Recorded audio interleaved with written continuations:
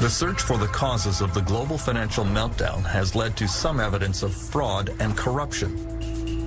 In the City, the financial district of London, England, during the boom, the wild party union flaunted excess of the banking world became legendary. Then a deep throat appeared, someone who was telling tales out of school that could get everyone in trouble.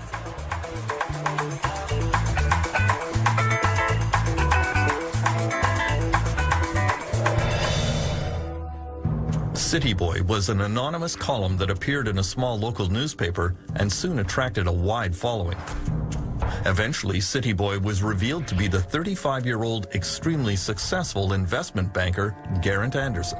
I would focus on false rumors, I'd focus on drugs and strip joints, sexism, racism.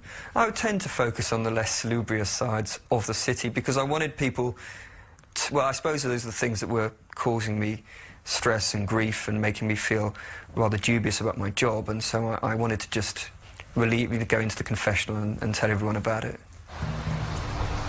City Boy's revelations included what he saw as widespread immoral and even criminal behavior in London's financial world. He says traders would regularly conspire to circulate false rumors about a company in order to drive its stock price up or down, depending on the bets they had placed. He says that every day traders were feeding each other inside information that would allow them to illegally profit from deals. And that mentality was all pervasive. Insider trading, the spreading of false rumors, was becoming more and more prevalent. It was basically genuinely a Wild West casino. It was a get-rich-quick, the good times are going to stop rolling at any minute, we've got to make our money. And I found it quite disgusting in a way. I had a very religious background. My grandparents are missionaries. My father was a Labour MP. I was a hippie. What the hell was I doing in this world? The low-level fraud revealed in Britain was nothing compared to the behavior discovered at senior corporate levels in America.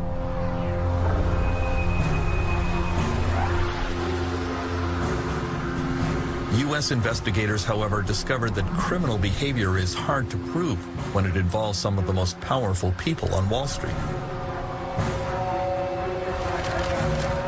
The first two U.S. executives charged with fraud were Ralph Cioffi and Matthew Tannen, who ran a giant hedge fund at America's fifth-largest investment bank, Bear Stearns. They were among the top golden boys on Wall Street, but the failure of their investment fund in 2007 eventually led to the collapse of the bank. Investors lost billions. Investigators discovered that in March 2007, the two realized that their fund was melting down. Cioffi emailed Tannen, "The worry for me is that the subprime losses will be far worse than anything people have modeled." Meanwhile, Tannen bragged that he was still finding suckers to invest in a fund he knew was failing. Believe it or not, I've been able to convince people to add more money.